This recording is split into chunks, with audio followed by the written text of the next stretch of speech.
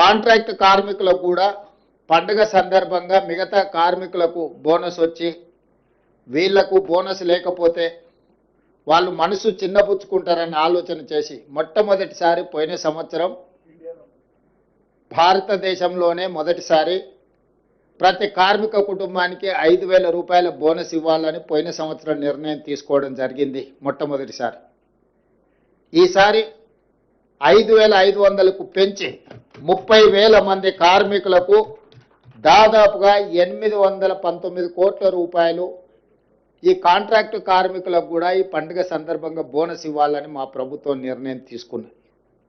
అందుకే ఈరోజు సింగరేణి కార్మికులకు మనస్ఫూర్తిగా శుభాకాంక్షలు తెలియజేస్తూ దసరా మీరు ఉత్సాహంగా జరుపుకోవాలి. ఈ దసరా పండుగ మనలో నూతన ఉత్తేజాన్ని నింపాలి.